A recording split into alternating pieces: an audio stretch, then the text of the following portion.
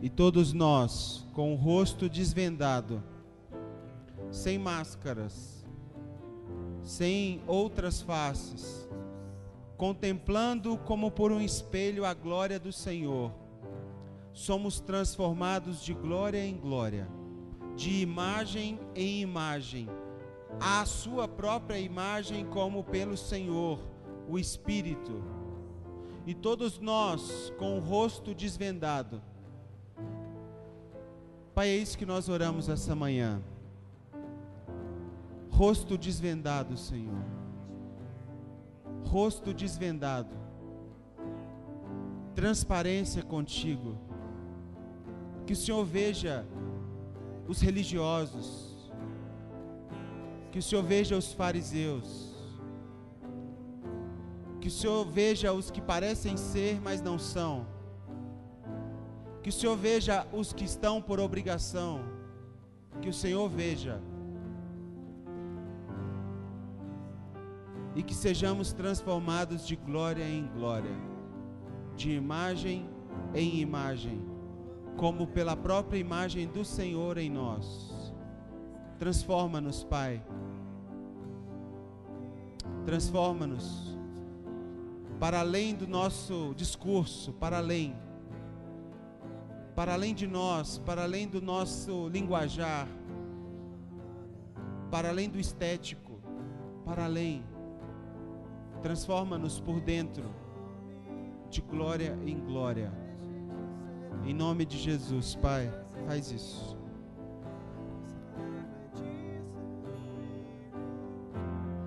Sua glória santifica, com um fogo que consome, até que eu deixe de ser, até que sejas em mim, e eu possa refletir seu brilho. Sua glória santifica, com um fogo que consome, até que eu deixe de ser, até que sejas em mim, e eu possa refletir seu brilho. Sua glória, com um fogo que consome, até que eu deixe de ser, até que sejas em mim, eu possa refletir seu brilho. Cristo em nós, a esperança da glória. Cristo em nós, a esperança da glória. Verem Cristo em nós é a esperança do grande dia. Cristo em nós. Cristo em nós, Pai. Receba, Senhor, essas canções como uma verdade a ser aplicada na nossa história. Nos apoderamos, Pai, dessas palavras e que elas tenham fundamento na nossa vida. Em nome de Jesus. Nos conduza para um contínuo culto racional a Ti. As orações sejam intencionais, racionais, espirituais. As canções sejam plausíveis, aplicáveis. E a Sua palavra também no nosso meio. Que ela tenha mais do Senhor do que de nós mesmos. Que não seja um pensamento de um homem, mas que seja a Tua perfeita palavra repartida a nós. Em nome de Jesus, Pai. Nos dobramos ao poder da Tua palavra no nosso meio. Nos dobramos ao Evangelho espetacular que o Senhor já nos deu. Nos dobramos a isso, em nome de Jesus. Pode se sentar, queridos. Estamos um pouco menor em público hoje, mas não em intensidade. E nos preparamos para servirmos os irmãos com intenção, né? Bem intencionados, intencionalmente.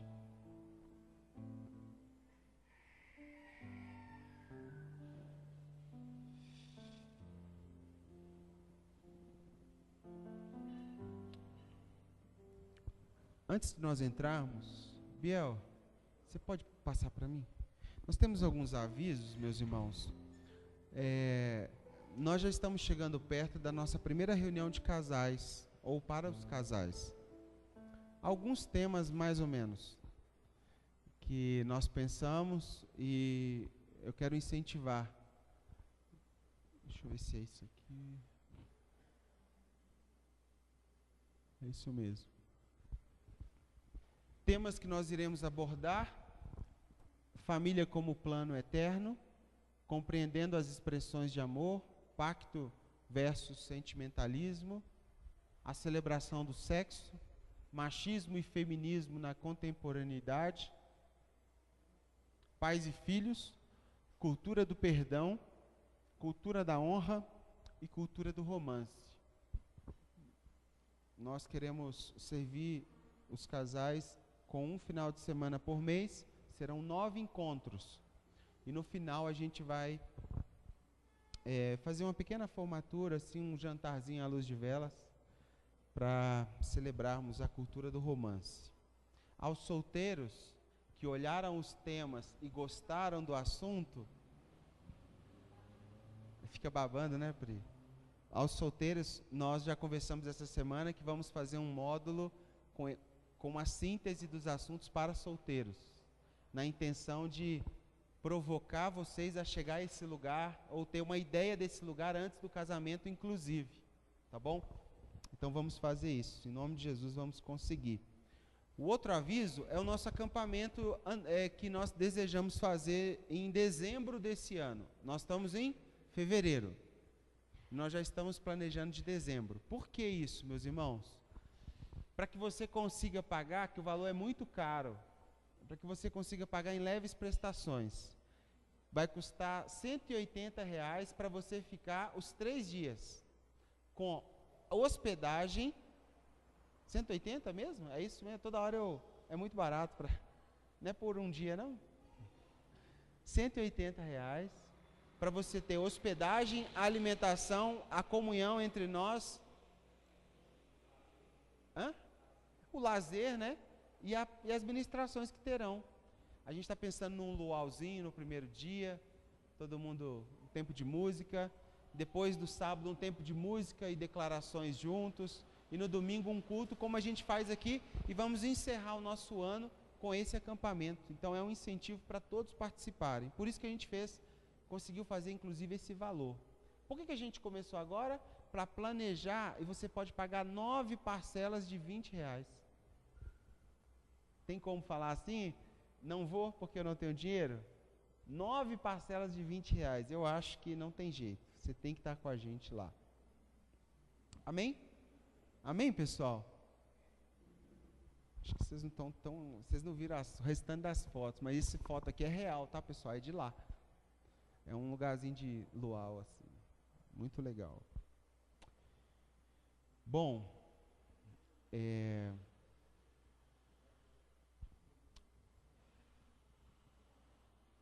estamos construindo um assunto chamado panorama bíblico. A ideia é que todo cristão tenha uma consciência mínima de manusear as escrituras com um mínimo razoável de informação, ou seja, historicamente, você saber se situar na Bíblia. Quando eu falar, por exemplo, quem entrou na Terra Prometida? A intenção é Josué, Caleb e a sua geração. Mas e o que aconteceu com aqueles que andavam com Moisés e fizeram o relatório dos 10 espias? Foram 12, 10 falaram que não queriam entrar por medo. O que aconteceu com esse pessoal? Eles andaram 40 anos no deserto até que todo mundo morresse para depois tomar a Terra Prometida com uma nova geração. Quando eu falar, por exemplo, o livro de Deuteronômio, você vai linkar, olha, Deuteronômio é a lei que foi dada à segunda geração, porque a primeira geração já se morreu no deserto. Por isso que se repete os 10 mandamentos em Deuteronômio, tem lá em Êxodo capítulo 20 e Deuteronômio capítulo 5. Por quê? Porque os 10 mandamentos são repetidos para uma nova geração que está habitando a terra. Então estamos construindo esse novo essa percepção da Bíblia toda, não é isso? No livro de Gênesis, iniciamos pontualmente criação, queda e redenção na semana passada, não é isso? Falamos que fomos criados à imagem e semelhança do Pai, do nosso Deus, do nosso Criador. Essa semana servimos a Jocum, né? Toda a semana. Foi um tempo muito joia. Eu agradeço quem orou por nós. Foi muito especial, mais ou menos, né, Daniel? Mas foi muito especial. Fomos muito constrangidos pela paternidade de Deus lá. Foi muito bom. E falamos muito de Gênesis. E falamos que Deus, Ele é eternamente Pai. Ele sempre foi Pai. Desde antes dele criar, Ele já era Pai. Cristo já era eternamente Filho. E o Espírito Santo já era eternamente o Espírito Santo. Hoje a gente vai falar, nós dividimos Noé em 5 ou 6 partes. Vamos definir, mas é criação, queda, redenção, Noé e o dilúvio e Babel. Esses são 5 tempos, historicamente falando, de Gênesis. São 5 etapas, histórias ou históricas do livro de Gênesis. Depois a gente pode decidir se a gente vai passar pelos patriarcas ou não.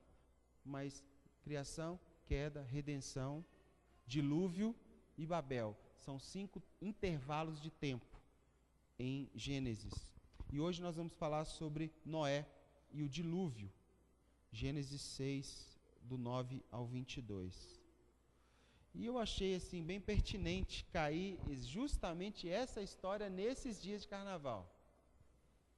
É muito peculiar, pessoal, muito peculiar. E é muito peculiar vocês estarem aqui nesses dias. Olha isso. Gênesis 6, a partir do versículo 9.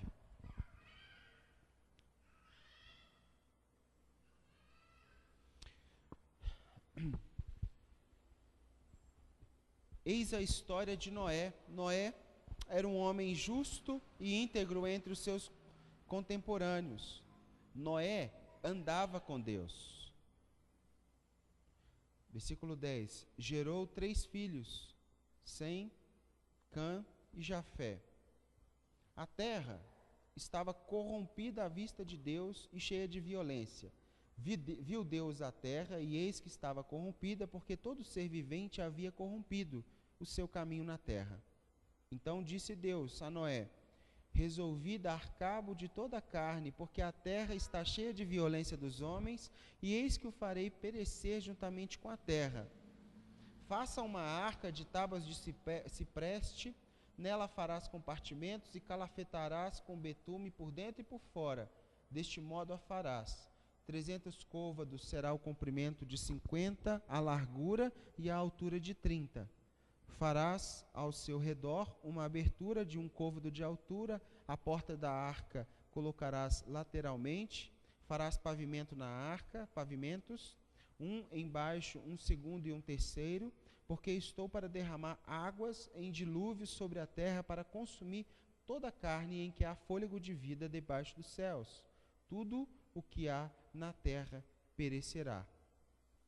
Contigo, porém, estabelecerei a minha aliança. Entrarás na arca, tu e teus filhos, e tua mulher, e as mulheres dos teus filhos. De tudo o que vive, de toda a carne, 2 de cada espécie, macho e fêmea, farás entrar na arca, para os conservares vivos contigo.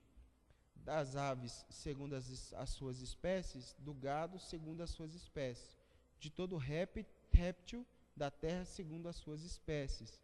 2 de cada espécie virão a ti para conservares em vida. Leva contigo de tudo o que se come, ajunta-o contigo, ser-te-á para alimento a ti e a eles. Versículo 22. E assim fez Noé, consoante a tudo o que Deus te ordenou. Irmãos, logo após a queda, a terra começou a revelar seus sinais de descontentamento.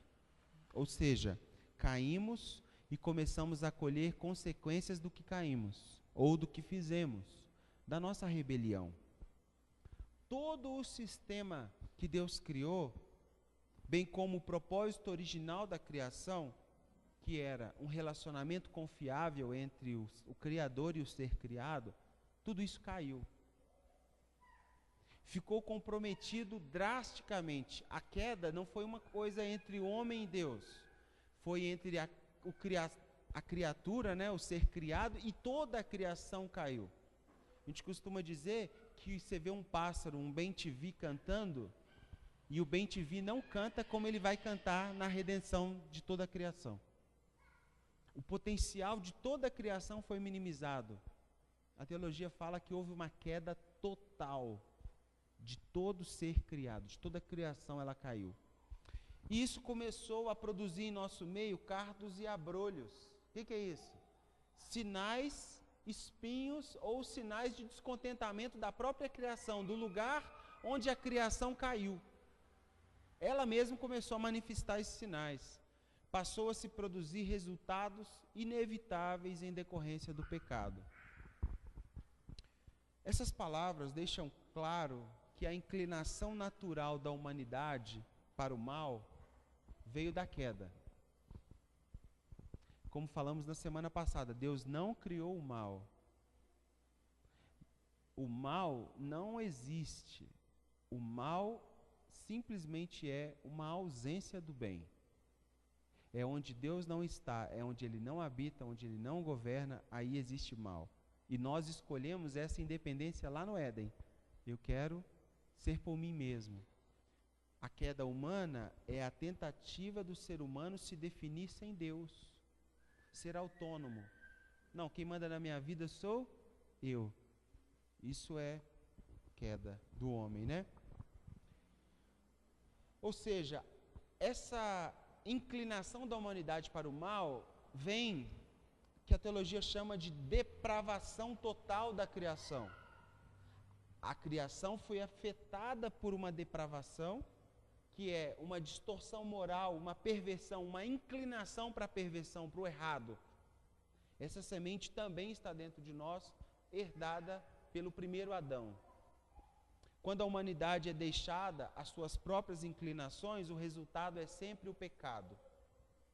Toda vez que nós escolhermos agirmos por nós mesmos, sem nenhum valor, sem nenhum princípio de Deus, sem correlação com Deus, o resultado será sempre pecado, fora da posição, errar o alvo, sair da marca, se perder. E qual era o cenário dessa época aqui, pessoal, que Deus mandou o dilúvio? Vamos lá. Morte.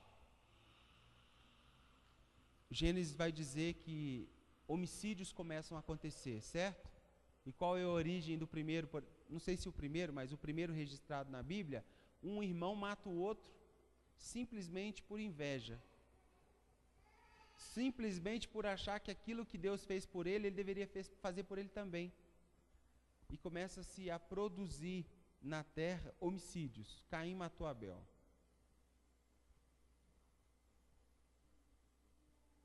O que mais? O texto vai dizer em Gênesis 6 que a corrupção do gênero humano, a maldade começa a alcançar níveis que Deus não esperava. Entre aspas, esperava. Ele é onisciente, mas ele gostaria de não ver. E ele fala, opa, eu preciso intervir agora, porque senão eles vão chegar a um nível decadente, que eles vão se autodestruir e vai destruir a toda a raça. Então essa decadência da raça humana, em meio a isso, Deus arquiteta um plano. E o plano é exatamente o que lemos aqui em Gênesis 6. Abrir um novo tempo sobre a face da terra. Uma nova geração. A construção de novas pessoas com um novo fim. A gente tem falado isso repetidamente. Deus sempre fez pacto com pessoas. A primeira pessoa que ele fez um pacto foi com Adão, o que a teologia chama de aliança adâmica, não é isso? E a segunda aliança que ele faz com o homem é a aliança noética, que é Gênesis capítulo 6. depois ele vai fazer a aliança abraâmica, a aliança mosaica, até chegar na aliança com Jesus, que é a nova aliança no meu sangue. Mas é um Deus de pacto mesmo. Vejamos, pois, as características do que Deus fez, gente, em Gênesis 6, versículo 14. Olha isso. Faça uma arca, ou seja, faça um barco com tábuas de cipreste, deu as medidas dos compartimentos, mas faça esse barco, faça uma arca.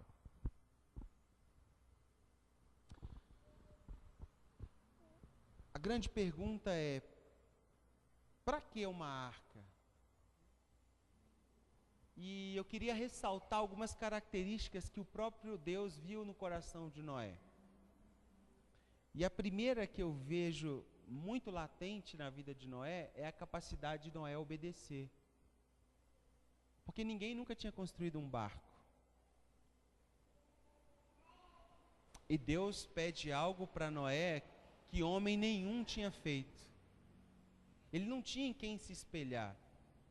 Ele só tinha um caminho: ou ele obedecia o que Deus falou, ou ele não obedecia o que Deus falou. Ou ele respondia o que Deus falou, ou ele não respondia o que Deus falou. Muitas vezes, isso demanda esforço de nós. A capacidade de Deus te revelar, e nós temos sonhado muito com pessoas, em sermos pessoas dos últimos dias. Ou seja, pessoas que conseguem se mover por coisas e por ações de Deus que talvez homem nenhum ainda se viu. E isso tem a ver com a nossa capacidade de obedecer. Existe aquele conceito em hebraico do Shema, né? Para o judeu só existe uma palavra, tanto para ouvir quanto para obedecer. Para ele não há possibilidade de não obedecer ao que você ouviu. Em português nós temos ouvir e depois obedecer. Essas duas palavras no hebraico é uma só, é Shema. Tudo que eu ouço, eu ponho em prática. Não tem como eu fugir disso. Então, esse Noé, a primeira característica que me chama muita atenção nele é a capacidade dele de obedecer. Porque uma coisa é você ouvir, outra coisa é você obedecer. Não deveria ser assim. Não estou falando que nós não temos capacidade racional de julgar o que estamos ouvindo. Mas uma vez que foi o próprio Deus que nos falou, como Ele falou com Noé, nós deveríamos ter a capacidade apenas de obedecer. Nós não teríamos a capacidade de só ouvirmos o que Deus falou. Deveria ser mais nítido a nós. E Deus pede a esse homem para construir um barco, gente. E no versículo 17, ele conta o plano e ele fala que vai vir e vai mandar água sobre toda a terra, e essa água vai inundar toda a terra, matando todas as espécies que têm fôlego. Matar todas e começar de novo. O que é o dilúvio, pessoal? O dilúvio é uma inundação. Alguns vão tentar advogar esse versículo e falar que só inundou no lugar aonde Noé estava. Alguns teólogos acreditam assim: num raio de 500 quilômetros em volta de onde Noé estava, foi inundado. Não toda a terra. Qual que é o problema? O problema é que o teste de Noé vai contra isso. Porque lembra quando ele solta um pássaro para ir buscar? E enquanto aquele pássaro não achasse uma folhinha, ele não tinha o discernimento de sair, porque ele sabia que a água não tinha baixado. E um pássaro tem capacidade, ou mais de um pássaro, tem capacidade de andar mais do que 500 quilômetros. Tem pássaro que atravessa de um continente a outro. Então, essa tese não é muito confiável. Como Deus falou que inundaria toda a terra, acreditamos que Ele inundou toda a terra e começou uma nova espécie mediante a um juízo sobre as águas. Não é isso? E a segunda característica que me chama muita atenção na vida de Noé é a capacidade dele ter fé. E essa palavrinha hoje está tão distorcida no nosso meio, e as pessoas estão se abusando e usando e abusando dela com tanta maldade para com o coração das pessoas, com tanta manipulação, né? Mas fé é um dos princípios mais básicos e mais profundos da nossa espiritualidade, mais necessários da nossa espiritualidade. Fé em Deus, pessoal, é quando a gente consegue de fato converter-se totalmente a Ele. Não tem a ver com uma ação, tem a ver com a capacidade de nos dobrar totalmente a Ele. Isso não é tão simples. Fé tem a ver quando a gente deposita totalmente a confiança nele. Eu vou repetir essa palavra, confiança. Difícil isso. Uma coisa é você acreditar, outra coisa é você confiar. Se eu pegar na mão da Maju, por exemplo, e for atravessar essa rua aqui, possivelmente ela vai me dar a mão e vai julgar que eu, como adulto, vou zelar pela vida dela, não é isso? E à medida que eu der um passo, ela vai confiar naquele passo que eu estou dando. Principalmente se for o pai e a mãe, certo? A maneira, o toque da mãe, né, o do pai, o toque da pele do pai no toque da pele da criança, a criança já sabe que é o pai, que é a mãe, e ela confia no trajeto que a mãe ou o pai está fazendo. Ela sabe que é o pai e ela confia que é o pai. Não é isso? Ela sabe e ela confia. O problema é que muitas vezes a gente tem fé para saber e não temos fé para confiar. Na hora de atravessar a rua, queremos ser autônomos. Queremos olhar de novo para ver se o carro vem. Ah, mas é porque somos crescidos, né? Filhos maduros. Crendo que tudo que foi realizado, foi realizado. Fé é crer que aquilo que foi estabelecido, aquilo que foi prometido, que os planos que ele planejou desde a fundação do mundo são os melhores planos, e que os valores e os princípios que ele deixou para nós nas Escrituras são de fato o único caminho para nos levar ao Pai. Fé, pessoal, é saber que Deus existe e que Ele é galardoador daqueles que o buscam.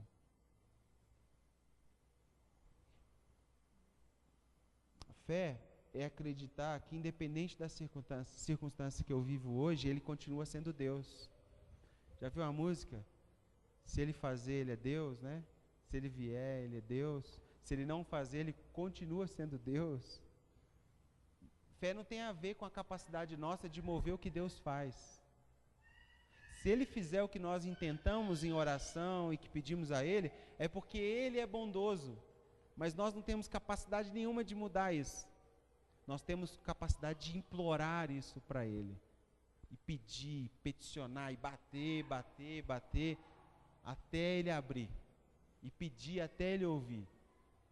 Mas a capacidade dEle é dEle, não é nossa.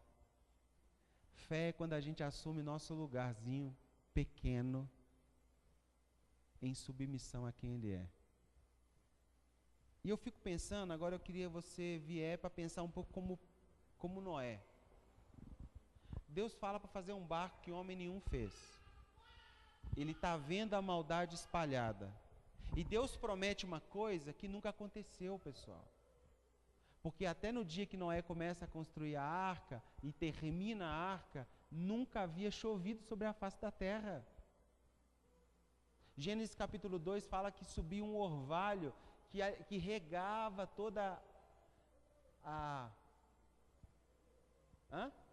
vegetação. Era uma neblina.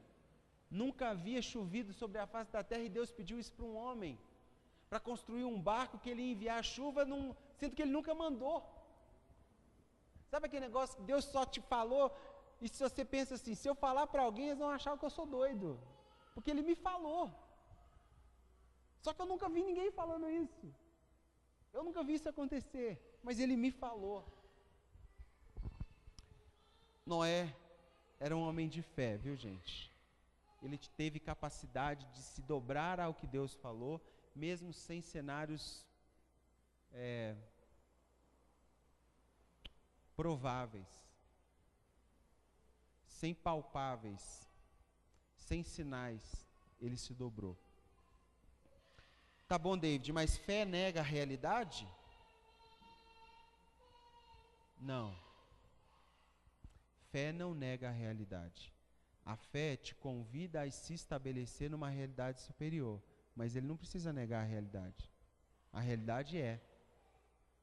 Só que acima do que você está vendo, pensando, ele está. Entende? Então não é uma fé irracional, ela tem razão também. Mas ter fé é se posicionar acima dessa realidade. Por que acima? Porque ele está acima. Alguns inimigos da nossa fé, talvez meus inimigos, o racionalismo. Sim ou não? Pessoas com uma cultura muito, extremamente racionalista, não é racional, né? Racional é positivo. É um culto racional. O que é um culto racional de Romanos 12, pessoal? Um culto que Paulo está chamando, que as pessoas entendem do que está sendo feito. As canções são entendíveis, as orações são entendíveis, a palavra é partilhada de maneira entendível, as ações do corpo comunitário são entendíveis. Faz sentido. Não é um espetáculo onde alguns participam e outros não. Então é um culto com a razão. Mas o que é o racionalismo? É quando você não se submete a essa realidade superior e coloca a sua razão como realidade superior. É quando nós temos que olhar para dentro de nós e pensar se talvez acima não esteja nós mesmos. E só esteja a sua razão acima da de Deus porque você é seu Deus. Você só faz o que vem na sua mente, você só dá o que você quer, você só faz o que você acha que tem que fazer, entende? Não há um governo dele sobre a nossa vida. Toda vez que isso acontece, é muito perigoso, a gente vai para o racionalismo. A gente começa a olhar a Bíblia como um livro científico que tem que provar para nós que Deus é Deus. E ela não se pressupõe a isso. Ela já aceita que Ele é. Cuidado com o racionalismo. Lembra quando Jesus falou, quem não for como uma criança, como essa criança, Mateus 18, né? Não entrará no reino. Não é criança de imaturo. É porque o conceito do que ele está falando ali é fé. E ele fala, aquele que não acreditar e confiar como uma criança confia no pai para atravessar uma rua, não serão dignos de entrar no meu reino. Não serão dignos. Fé como de uma criança. Falta de conhecimento de Deus é um outro inimigo para a nossa fé. Pessoas que vivem amparadas na fé do outro, na oração do outro, no que o outro faz. Não procuram desenvolver um conhecimento pessoal do próprio Deus. Poxa, mas meu pastor, ele é tão bom, ele sabe bem, sabe? Ele explica bem. Então ele tem fé para ele e para mim, é um homem muito de fé. Não funciona assim. Aí o filho pensa assim, não, mas meu pai é um homem de Deus, eu posso, né? Não funciona assim.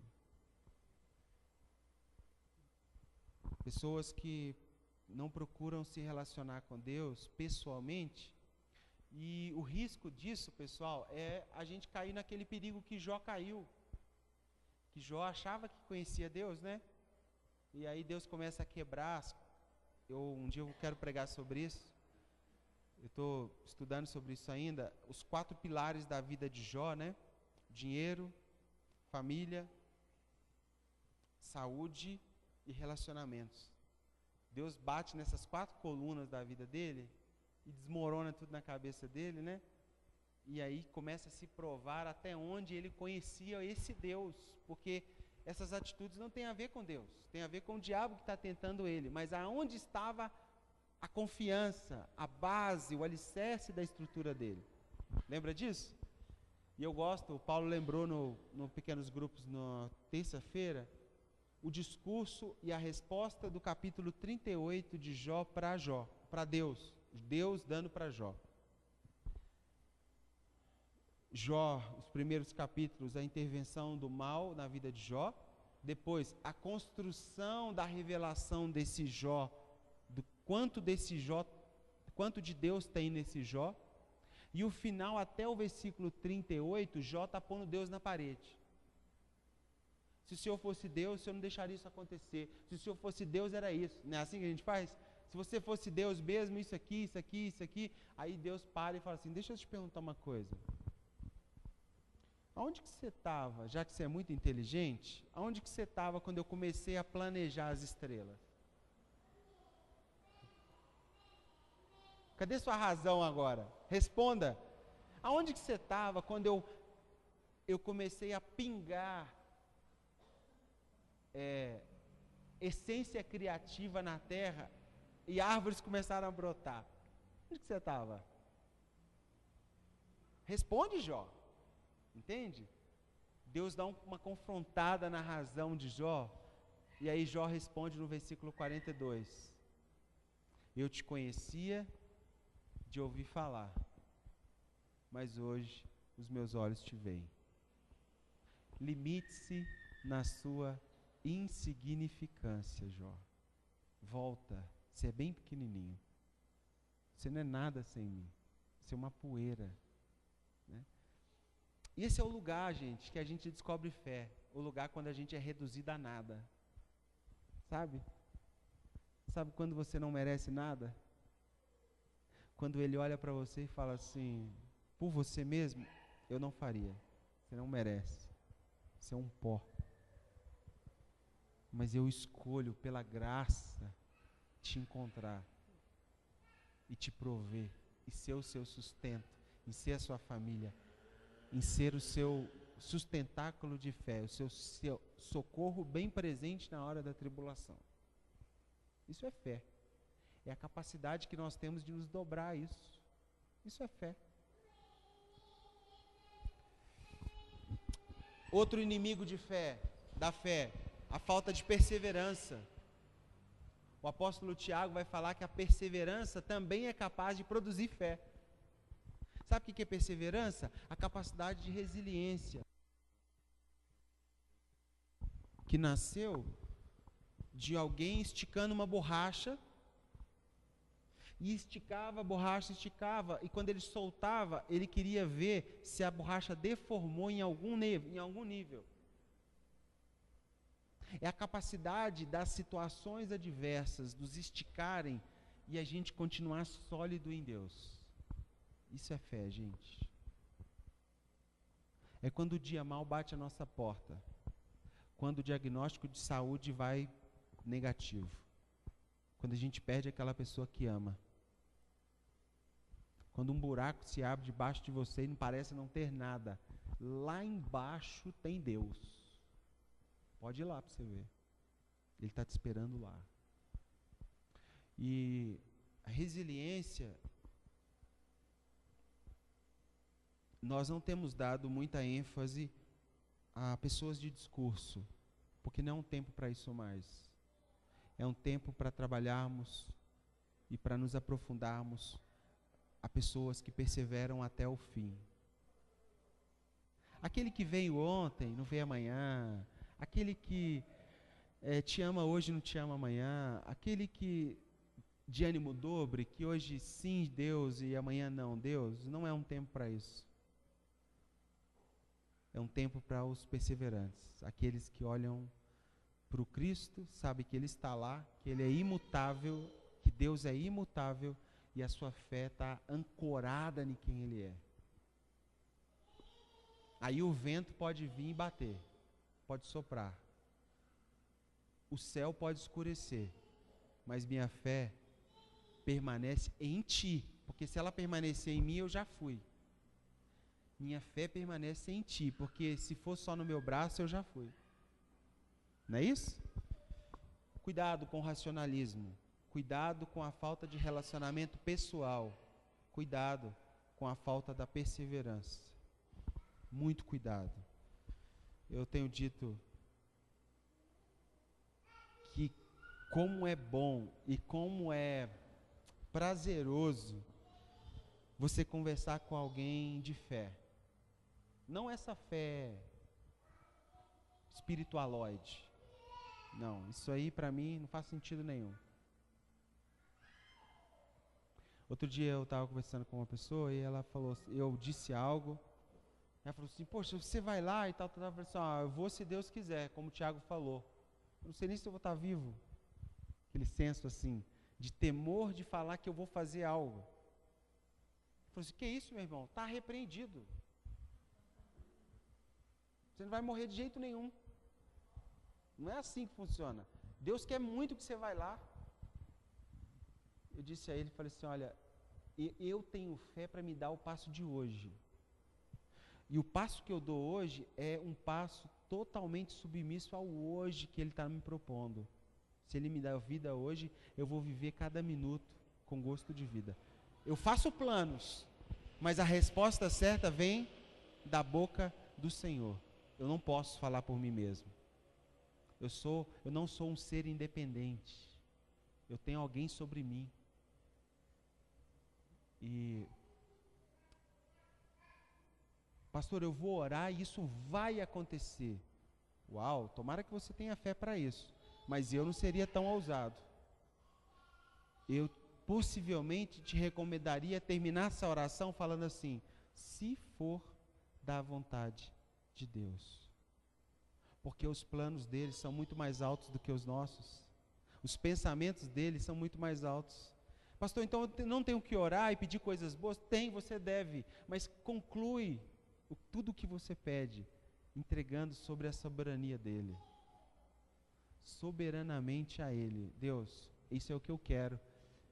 Mas se o Senhor pensa outra coisa, melhor, que os seus planos não são de mal, mas são de paz, para chegar num fim que eu desejo e que o Senhor deseja, pode fazer a sua vontade, faça em mim a sua vontade. Tudo, gente, versículo 22, Gênesis 6, 22, Noé fez tudo o que Deus te ordenou, tudo. Nossa, que tipo de homem era esse, gente? Mulheres solteiras, estão dispostos a casar com um tipo de homem desse? Homens, nós homens, estamos dispostos a nos tornar pessoas como Noé? Nesse nível de tudo, tudo, tudo, tudo.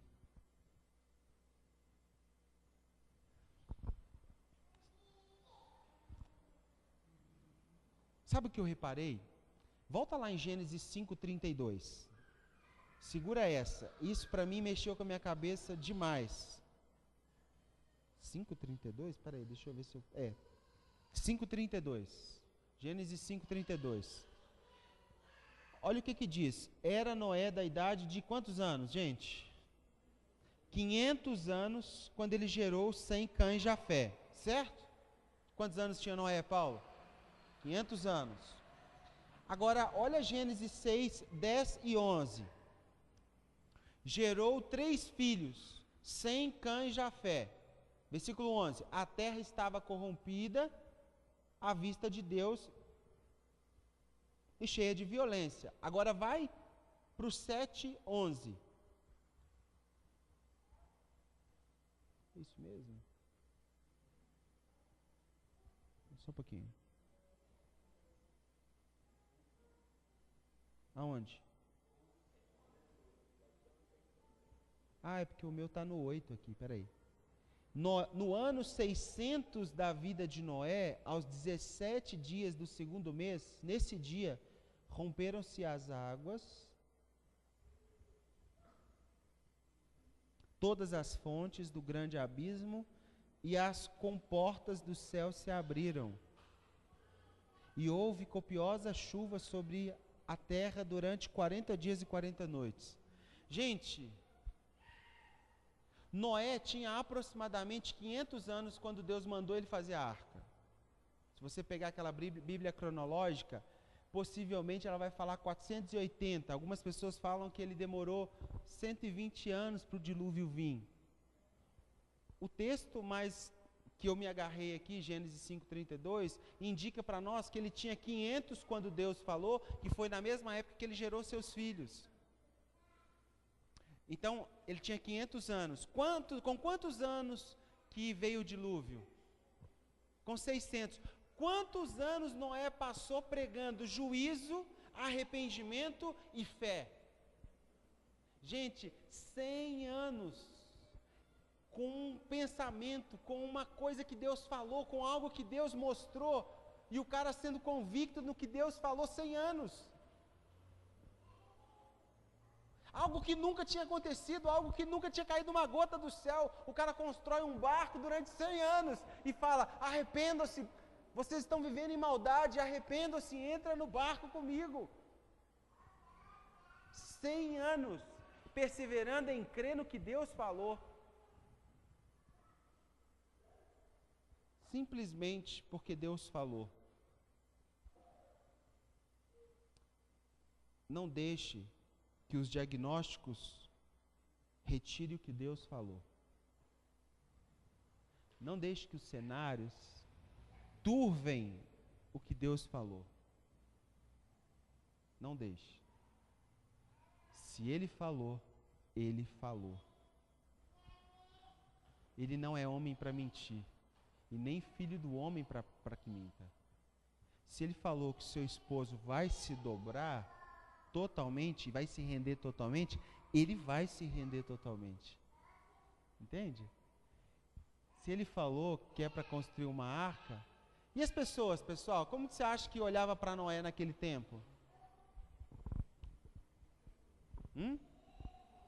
Você é um louco, um doido, desumano, né? Zombaria, você acha que tinha, sim ou não? Alguém olhava para ele e falava assim: ah, você está de brincadeira, cara, fazer isso. 100 anos. E passa 10 anos, gente. 10 anos. E ele está lá construindo algo sozinho, que Deus falou. E alguém fala assim: cara, desiste. Não é isso? 20 anos, Daniel. 30, 40, 80, 100 anos perseverando em crer. 100 anos. Concluindo. Essa foi a primeira história de juízo e salvação de Deus sobre a humanidade e sobre a terra. Ou seja, Deus vem buscando, ao longo da história, redimir o homem caído. Nos colocar de volta numa posição. Qual posição é essa? Uma posição de filho, de justo, daquele que crê. Lembrou aí, Daniel, do filho? Do filho que crê e faz o que vê o pai fazer.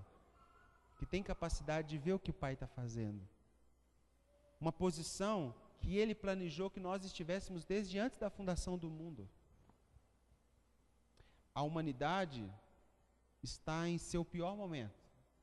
Historicamente, estamos, a cada ano que passa, a maldade vai se multiplicando.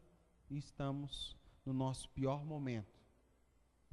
E Deus, no Novo Testamento, no Antigo Testamento, Ele pediu uma arca, mandou juízo, exterminou toda a raça humana, menos a de Noé e seus familiares e as espécies que Ele salvou. E no Novo Testamento, Ele propõe uma nova arca. Interessante que Deus pediu uma arca, um barco, e um detalhe que não tinha no barco, sabe qual era? Era o único barco, ou até então, o primeiro a ser construído, mas um barco que não tinha leme. Porque quem queria conduzir o barco? Não tinha como nenhum homem guiar. Era a vontade do próprio Pai, do próprio Deus, guiando aquele povo. Eu fui estudar, e essa arca no original, a palavra arca em hebraico é a palavra tevá, ou terrá. Algo divino, perfeito e que nos completa e que nos salva. Algo divino, perfeito e que nos completa, que nos salva. Pergunta: para ser divino, tem que ter a mesma natureza do próprio Deus, certo? Quem é a imagem mais perfeita da natureza de Deus? Jesus. Porque Deus amou o mundo, olha o cenário bem parecido, de tal maneira Ele deu o seu Filho unigênito, para que todo aquele que nele crê não pereça, não morra no dilúvio, mas tenha uma vida eterna. Para ser divino tem que ter a mesma natureza divina, e Cristo tinha a mesma natureza divina. Algo divino, algo perfeito. Hebreus 9 vai falar que nós fazíamos sacrifícios que não eram perfeitos, até o dia que se manifestou o que era perfeito, e o perfeito fez o sacrifício perfeito para que nunca mais houvesse necessidade de outro sacrifício. Hebreus 9, do 11 ao 14. Ele é o perfeito, Cristo, o perfeito. Ele é o perfeito. Quem que nos completa, gente? Em quem nós nos sentimos nós mesmos? A religião? Não.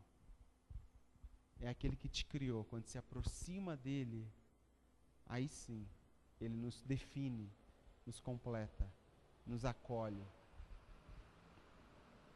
Deus propôs uma arca no Antigo Testamento, e na plenitude dos tempos, ou seja, no momento que ele julgou exato, ele propôs uma segunda arca chamada Jesus, para que todo aquele que entra em Cristo tenha nova vida, seja salvo, que não morra, que não haja juízo. Outra qualidade de Noé, que para mim é muito especial, é que ele era justo. A palavra Noé aqui aponta para esse ser de justiça.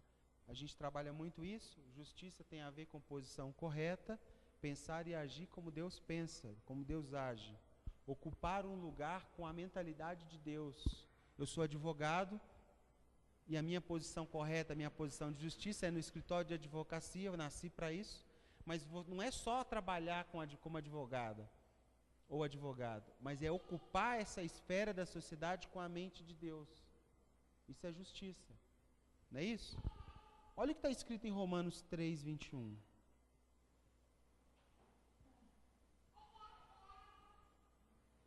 Romanos 3, 21.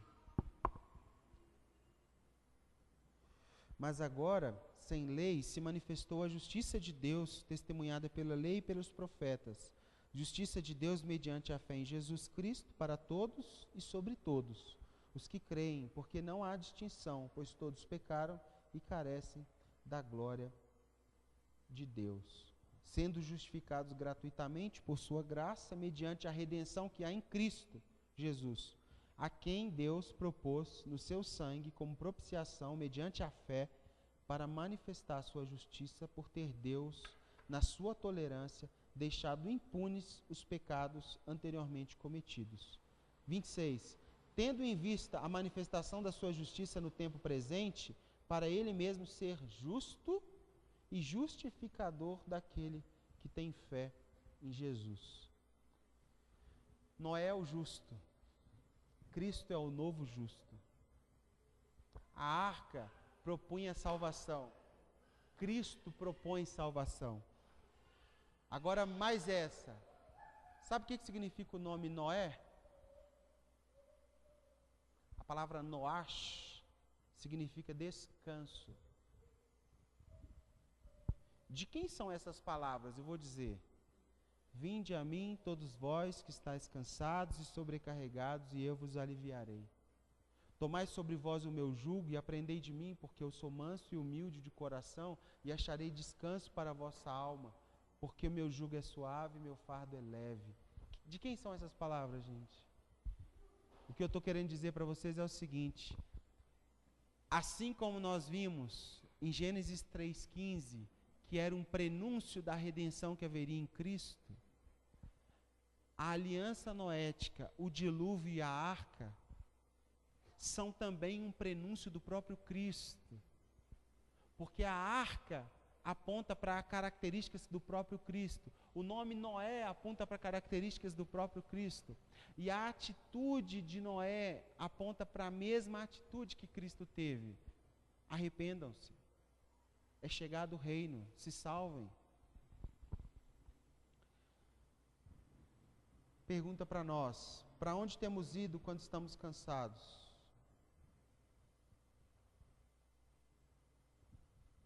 Porque Cristo é o nosso descanso, nosso Shabat. Quando estamos cansados, vamos para onde? Para o Netflix? Para a cama? Para a cama com quem? Onde nós buscamos respiro, fôlego de vida? Para as redes sociais? Dar uma esparecida? Para o campo de futebol? Boa pedida, né, Henrique? Para o cinema? Sobretudo isso, tem alguém que é o nosso verdadeiro descanso, o Noé, o nosso verdadeiro Noash, que é o próprio Cristo. Assim como a arca simbolizava a salvação, Noé é uma tipificação de Jesus, o nosso Salvador. Noé é uma tipificação do próprio Cristo no Antigo Testamento. Aquele meio pelo qual Cristo se revelaria e o juízo de Deus também se manifestaria. Para fechar, Gênesis 7:10.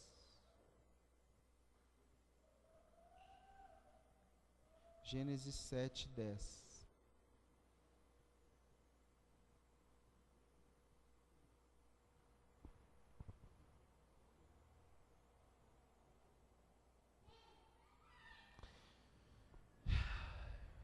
Gênesis capítulo 7 começa dizendo, Deus dizendo para Noé, para entrar na arca, ele e toda a tua casa, e no versículo 10 fala assim: e aconteceu que depois de 7 dias vieram sobre a terra as águas do dilúvio. Bom, além de 100 anos para construir uma arca e zombaria e escarnecendo, além de 100 anos perseverando no que Deus falou, Deus manda ele entrar, gente. E depois que ele entra, ainda demora 7 dias para cair o primeiro pingo de água. Você tem ideia do que é isso? Tipo, vamos ver se o que tem dentro de você é sólido. Entende? Você entende quando a gente está falando de pessoas de fé, aonde a gente quer chegar? Que tipo de estrutura nós queremos ter? O cara entra com a sua família, com um tanto de animal para dentro de um barco que nunca viu, nunca precisou daquilo. Demora 100 anos para terminar aquele barco. Ele entra com a sua família e demora 7 dias para cair o primeiro pingo. E as pessoas, imagina as pessoas olhando Noé entrando com a sua família para dentro do barco. Cara, esse cara é louco demais. Imagina um cara guardando os animais, gente. Imagina o cheiro desse lugar 7 dias. Debaixo de um sol quente, nunca tinha chovido sobre a terra. Imagina a alimentação de todos esses animais por dia. Alimentar todos os animais. Ele fala, a comida que você vai levar é para a sua família e para os animais. Ou seja, você vai cuidar deles. O cara trabalhava dia e noite.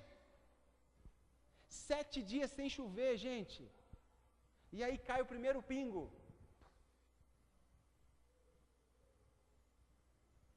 E aí aquelas pessoas que começaram a zombar,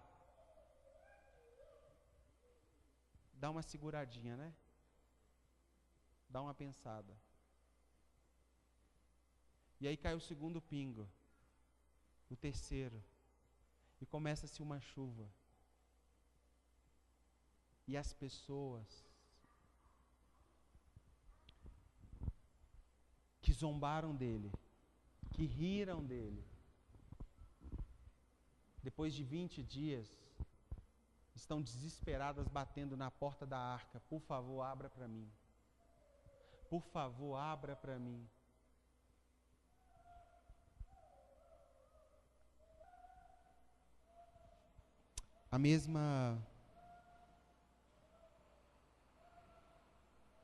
O mesmo sentimento que tinha naquelas pessoas quando zombava do Noé, agora já não existe mais.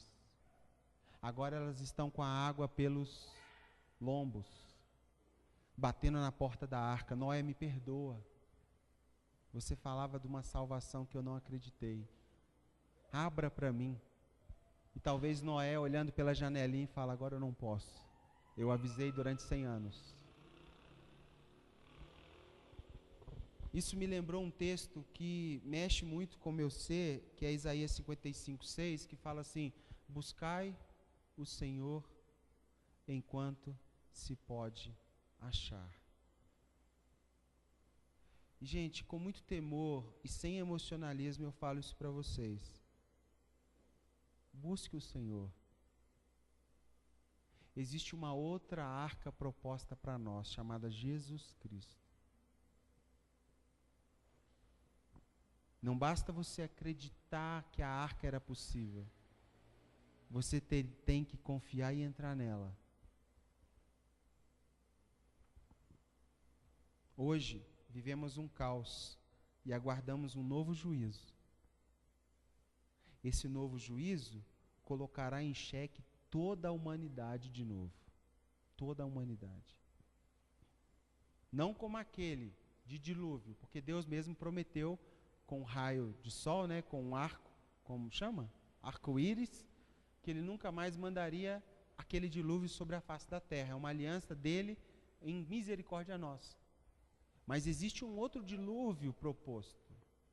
Existe uma nova arca chamada Jesus. O verdadeiro descanso, o que é justo, o que nos deu uma posição.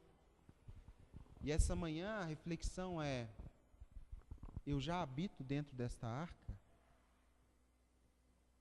Eu aceito zombarias, se for preciso, para me habitar dentro dessa arca?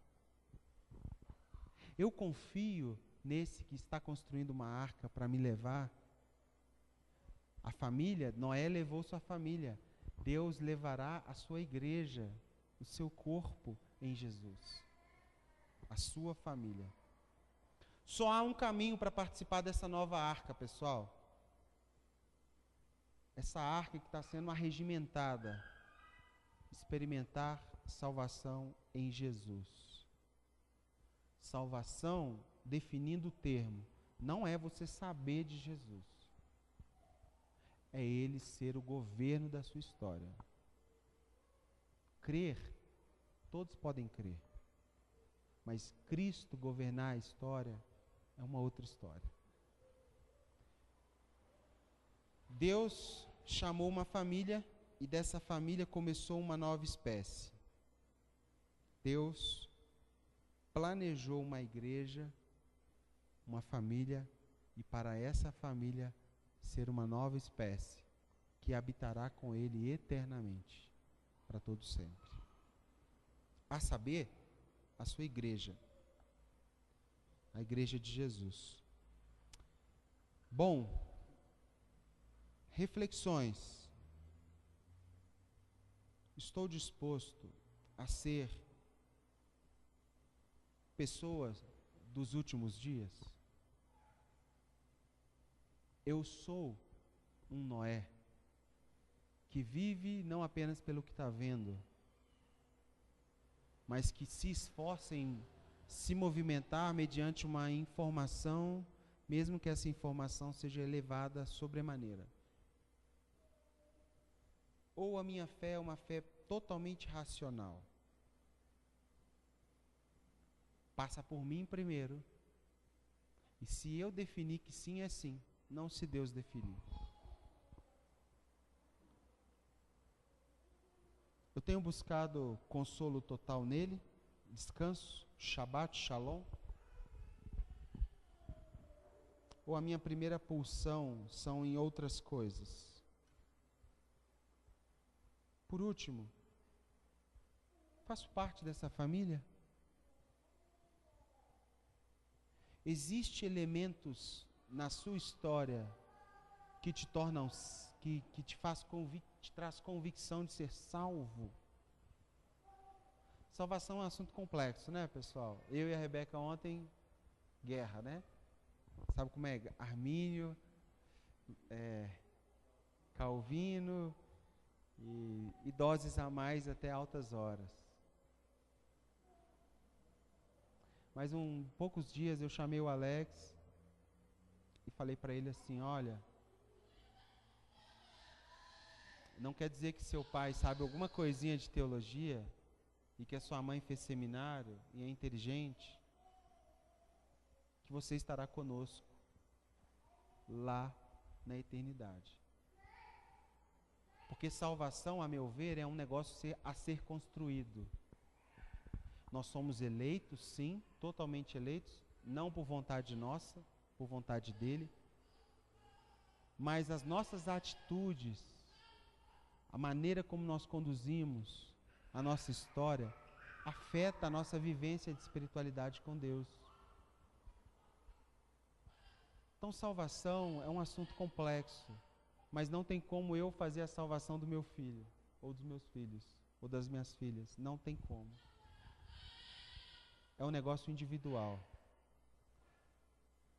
E é um assunto que deve nos encabular, no sentido de, existem sinais nítidos que eu sou salvo? Eu vivo pela fé? Ou eu vivo mais fé em mim do que a fé em Deus? Eu obedeço os valores, os princípios, eu me submeto ao Espírito? Eu abro mão da minha vontade? Eu tenho consciência de necessidade relacional de Deus? Eu deixo essas reflexões para você construir elas no domingo. Como eu disse, salvação não é um assunto meu, é um assunto de Deus. Quem sou eu? A pessoa chega para mim, pastor, você sabe se eu sou salvo? Eu falei, quem sou eu? Não sei nem se eu sou salvo. Possivelmente eu sou porque eu quero ser. Porque se eu não fosse, nem desejar eu gostaria. Então possivelmente eu sou. Outro dia alguém questionou isso, né?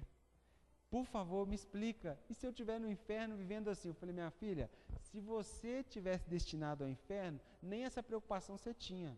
Você ia amar o inferno. Só de você não amar o inferno, significa que tem uma coisa aí dentro já diferente. Isso já é um bom sinal que você é salvo. Eu não estou falando que é, mas é um bom sinal. Por último, o nosso problema não é a morte. O nosso grave problema é que nós teremos que escolher entre vida eterna com Deus e vida eterna sem Deus. Esqueça disso não. Se você não for salvo, você viverá eternamente sem Deus, afligido. Apocalipse diz que as pessoas vão tentar se matar e não vai conseguir, cara. É triste, é doloroso. Posso, para terminar no up, como os manuais mandam, imagine você chegando no grande dia, de frente daquele que te criou,